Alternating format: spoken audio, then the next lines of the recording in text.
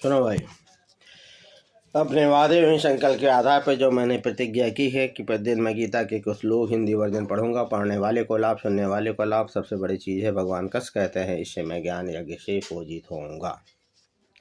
आदमी नरक में नहीं जाएगा, स्वर्ग में जाएगा, और भले ही पुण्य क्षीणों पर वापस जाए, लेकिन उत्तरोत्तर वृद्धि होती रहेगी, अंत में अपने पास बुला लेंगे। इसलिए पढ़ने सुनने का भी लाभ है। ये 5वां अध्याय चल रहा है, 17वां श्लोक है।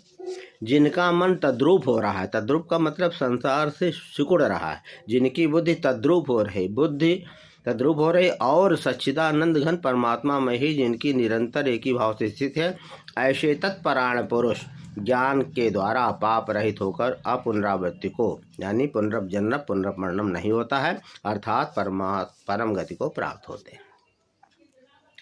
यानी चिंतन करते ही कर्म करो विधिनाना, मन राखो जय कृपा निधाना। सब कर्तव्य करते जाओ, लोग जान पड़े कि हाँ संसार में सब लिप्त है, लेकिन अंदर से चिंतन परमात्मा का बना रहे, ये कहने का। वे ज्ञानी जन विद्या और विनय युक्त ब्राह्मण में तथा गौ, हाथी, कुत्ते और चंडाल में भी समदर्शी होते हैं।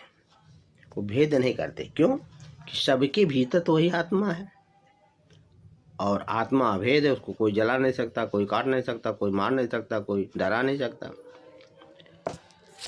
तो इसलिए वो समदर्शी रहते हैं। वो जीव के अंदर, इसे तो आत्मा का दर्शन कहते हैं। आत्मा का दर्शन का मतलब सब में परमात्मा का वास है। अगर हो ना तो चले फिर नहीं पाएगा, मर जाएगा, निर्जीव हो रहेगा। जिनका मन समभाव में से, इसी को समभाव कहते हैं। न किसी से दोष है, न किसी से राग है। और जिसके प्रति राग होगा उसके प्रति दोष हो जाएगा। भाई जिसको आसक्ति करो, कोई काम ना हुआ, अरे हमारे यह काम नहीं किया। उनके द्वारा इस जीवित अवस्था में ही संपूर्ण संसार जीत लिया गया है, क्योंकि सच्चिदानंद घन परमात्मा निर्दोष और सम है। निर्दोष ही समम ब्रह्म है, ये ब्रह्म की परिभाषा है। और आप भी निर्दोष और सम बन गए तो आप भी बराबर हो गए। शरीर भले ही आपका पंचभूतों का उसका चिन्मय शरीर है, लेकिन अंदर से सबके प्रति निर्दोष हो गए। किसी से दुश्मनी ही नहीं, किसी से बैर नहीं, किसी से बैरी ही नहीं, सबसे दोस्ती, सबसे नमस्कार।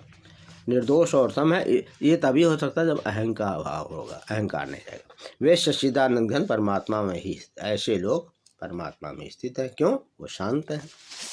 जो पुरुष प्रिय को प्राप्त होकर हर्षित नहीं होता, बहुत बढ़िया चीज़ आ गई, कोई बड़ा कर दिया, खुश हो गया, फूल गया, और अप्रिय को प्राप्त होकर उद्विग्न हो, कोई गलत चीज़ आ गई, गलत कह दिया तो उससे एकदम तनतना गए।